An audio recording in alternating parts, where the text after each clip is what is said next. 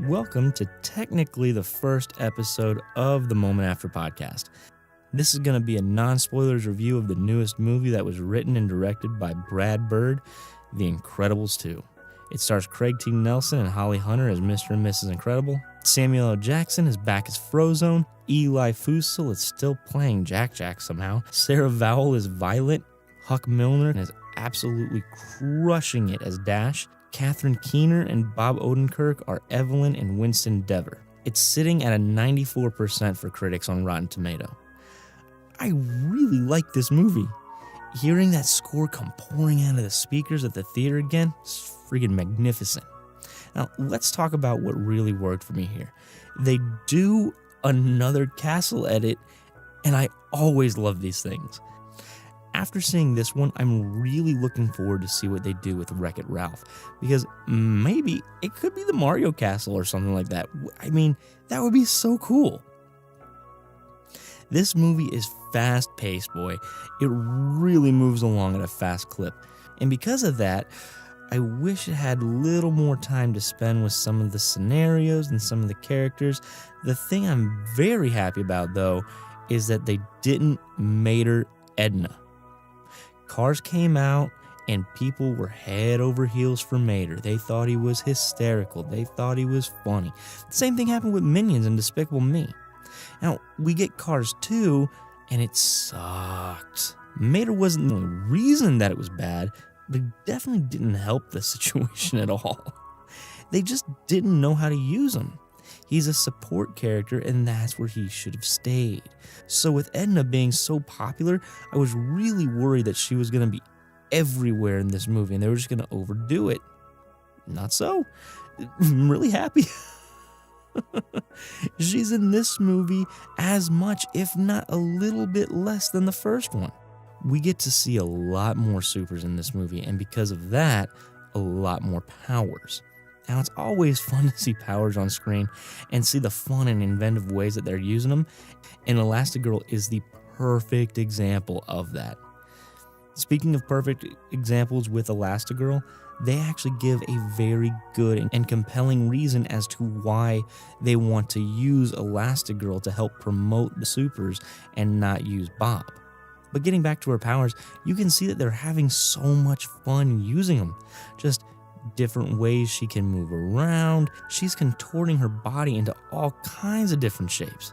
Now, in every Pixar movie, there's that one thing that is just super hard to animate. And in the first Incredibles, it was actually Violet's hair. But, I mean, after 14 years and then Brave, that's no longer a concern. They have this covered. They have her hair down pat.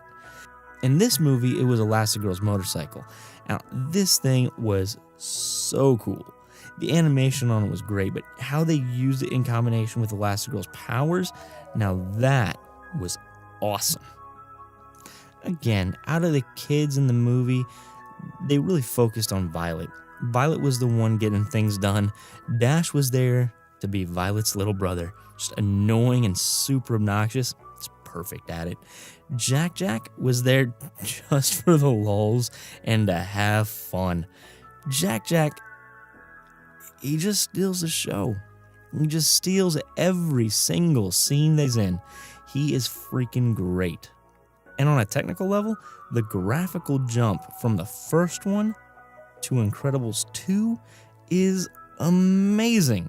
You can really see how far animation's come since 2004. I mean, it's been 14 years. There should be a very vast jump in the CG animation, but when you can actually see it, oh my God, it's awesome. It's just nuts. You can see the threading in their clothing. Well, no movie's perfect, right? And since this movie is taking place seconds after the first one, it is obvious, to me anyway, that there's been 14 years between. Like I said, the graphics happened, it doesn't bother me. What bothered me was the change in Craig T. Nelson's voice. It's 14 years later, I mean, what are you going to do? But he still sounds like he's 14 years older. He's got like this dryness about his voice, and you really notice it when you watch the first one and the second one back to back, because that's how I watched it. Also, the main plot, it's fairly predictable. It sets up this mystery as to who the screensaver actually is, and fairly early on, you know who it is. And if you don't know who it is, you have an inkling of who it is, so the reveal is like, oh yeah, cool, freaking called it, nailed it, awesome. So that bothered me a little bit, and then the fact that Violet was doing things with her powers that she didn't do in the first one, which you might think, well, good, I mean, she should be training and getting better with her powers. Yeah, but it's, remember, seconds after the first one. When did she train for this? Didn't really make a whole lot of sense to me. And that, along with the fact that Craig T. Nelson's voice did change so much, in my opinion, that I think it would have been better off if maybe you put the movie 5 years in the future. I don't know. A couple more things. Bayao is the little short in front of Incredibles 2, and it is adorable. It's weird, and then it's heartwarming, and then I did cry with laughter. I don't know that we were supposed to laugh, but I laughed hard for a very long time. Honestly, I was flirting with the idea of actually having to get up and go out of the theater so I wasn't a distraction to other people. It's really good, though. I think people will like it. I think people will like it a lot. There is no after credit scene, so you're welcome. You don't have to wait for that. But what I really want to see come from Incredibles 2, and I know it would be redundant, and honestly, I don't care. I would love to see Edna Mode babysitting Baby Jack Jack. I would love to see it. I think it would be hysterical. It would be ridiculously funny. Make me very, very happy.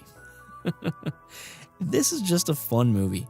People have asked me how it compares to Infinity War, and I gotta tell them you can't compare the two. Infinity War is rather depressing, but Incredibles 2 is fun. It's funny, it's uplifting, it's got a good message. I would give it an 8.5 out of 10. The few things I didn't like about the movie happened close enough to the beginning where it didn't bother me that much. Guys, I can honestly say that outside of the Toy Story movies, this is Pixar's best sequel.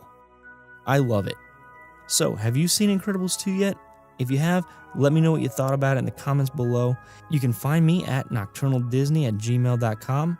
You can find me on Twitter at Disney Nocturnal, and on Instagram at the Nocturnal Disney Podcast, all separated by underscores. Thank you so much for listening, and until next time, go watch some movies. Good night.